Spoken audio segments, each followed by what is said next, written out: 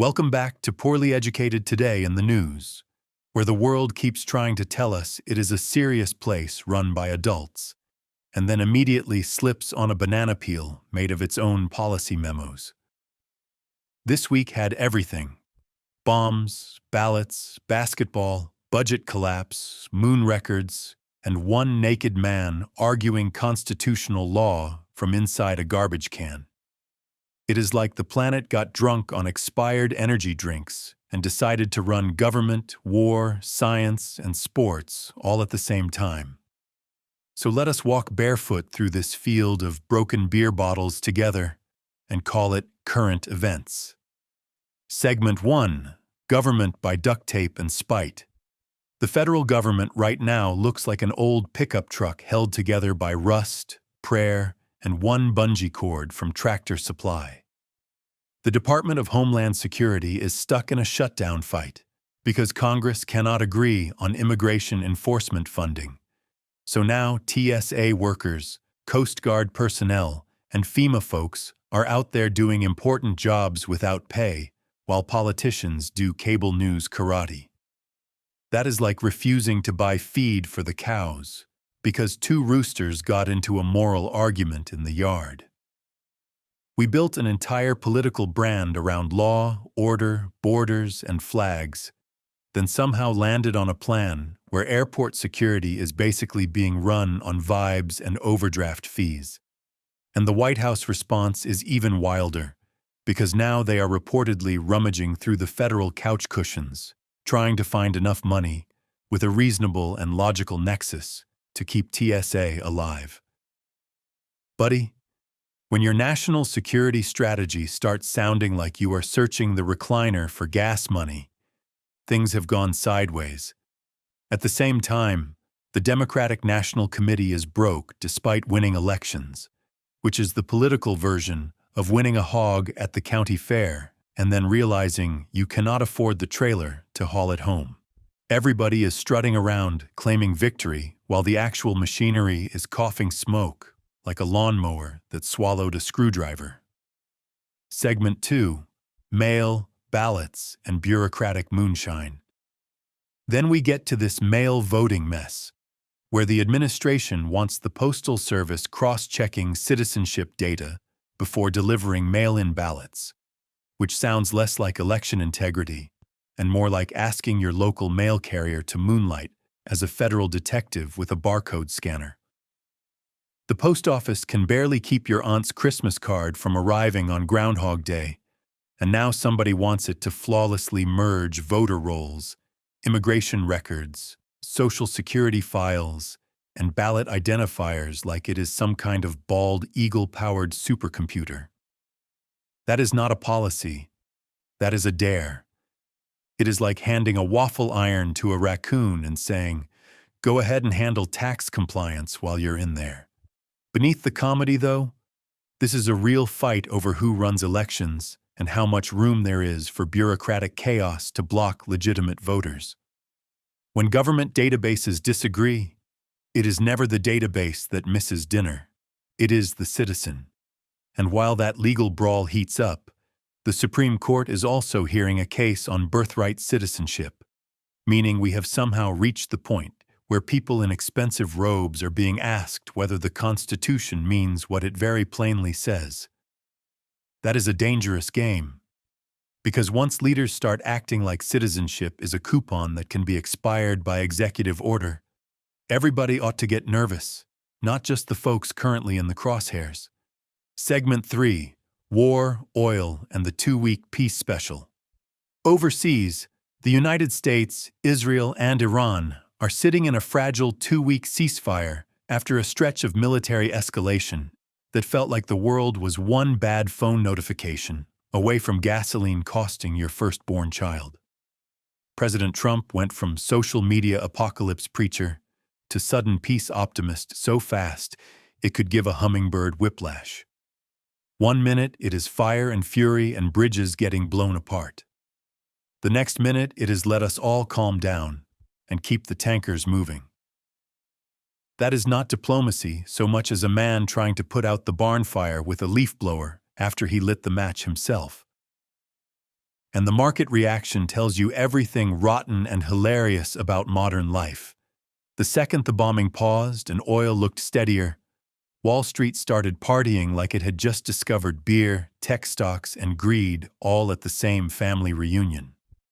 The Dow jumped, investors sprinted back into consumer stocks, and apparently avoiding global catastrophe is now just bullish for imported lager and cloud computing. That is the grounded truth under the absurdity. The global economy is so tied to narrow choke points and political impulses that millions of people can lose sleep, homes, or lives, while traders celebrate because the war got downgraded from end of civilization to check back in 2 weeks. That is not stability. That is the whole world balanced on a folding chair, missing one leg. Segment 4. Rescues, Detention, and America's Split Personality. In the middle of all that, the U.S. military pulled off a rescue of downed pilots deep inside hostile territory, which is the kind of high-skill operation that reminds you there are still extremely competent people in this country doing terrifyingly hard jobs while politicians narrate it like pro wrestling. The pilots were hunted, the rescue was risky, and the operation worked. Then, because we cannot leave anything solemn for more than 6 minutes, the celebration got dressed up in capital letters and action movie language online. It is like watching a world-class surgeon save a life while a game show host grabs the microphone and screams, "We did surgery, folks. Tremendous surgery." That split personality runs through everything right now, because on one side you have extraordinary capability, and on the other you have moral catastrophe inside ICE detention centers. Reports of deaths, neglect, untreated pain, and delayed medical care show a system that wants the toughness optics of mass enforcement, but not the responsibility of basic human care. Spending hundreds of dollars a day to hold someone, and then letting them die from neglect, is not law and order. That is an expensive, bureaucratic form of cruelty dressed up like efficiency, the governmental equivalent of buying a purebred hunting dog and then feeding it drywall. Segment 5. Moon records, science cuts, and brains on layaway. Now here is where the week gets downright poetic, because while Earth is busy acting like a busted flea market, the Artemis II crew flew farther from this mess than any humans have gone in decades. Over 250,000 miles away, astronauts set a human distance record and reminded us that this country can still build magnificent things when it is not busy filing lawsuits against its own future. That image is almost too perfect.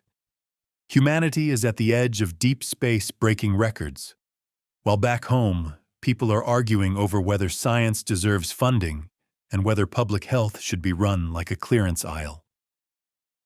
The World Health Organization is out here saying, "Stand with science," and meanwhile the United States has been hacking away at research funding like a drunk uncle trimming a peach tree with a chainsaw. You do not save money by gutting the very systems that help prevent disease, train experts, and understand the next outbreak before it steamrolls the planet. And then, just to show the universe still has jokes, scientists in China found fossils that push back the timeline of complex life itself. So even ancient rocks are basically saying, hey, life evolved gradually and with patience. Maybe y'all could try that sometime instead of governing like every day is the last day of a tractor auction. Segment 6. Basketball, Foam Bears, and the Republic of Dumb. To cool off from the geopolitics, America got some classic sports theater with UCLA winning a historic women's title and Michigan taking the men's championship in a gritty grinder. There is something comforting about basketball in a week like this. At least on a court, the chaos has lines painted around it, and the scoreboard eventually tells the truth. Outside the arena, though, We still had a North Dakota game warden gearing up for a major poaching investigation, only to discover the dead bear in a tree was actually a foam training prop. That is the most American sentence possible, and frankly, it deserves its own stamp. And because the universe never leaves weird enough alone, Florida contributed a naked man sitting in a garbage can, arguing with police like Oscar the Grouch, had finally reached his libertarian phase. That, right there, is the whole week in one image. We have championship glory, deep space achievement, constitutional crisis, detention horror, market mania, and a nude philosopher in a trash bin, all sharing the same news cycle like cousins at a reunion nobody wanted to host. The grounded observation is this: people are exhausted, institutions are strained, and absurdity keeps winning because absurdity is the only thing still making sense to folks trying to survive the price of groceries and the noise of politics. If this country were a front porch, half the boards would be loose, one dog would be barking at a ghost, and somebody would still insist everything is fine because the flag cushion has not caught fire yet. In conclusion, this week showed us a nation and a world trying to sprint, fight, vote, trade, heal, discover, and dunk all while tripping over its own boots. We are setting records at the moon, fumbling payroll at the airport, arguing over who gets to vote by mail, and pretending that a 2-week ceasefire is the same thing as peace. The whole thing feels like a county fair demolition derby, where one car is labeled democracy, another is labeled empire, and a third is somehow full of hedge fund managers buying beer stocks. But that is the news now. One giant, sputtering machine that keeps threatening to explode and somehow still finds a way to roll downhill into tomorrow.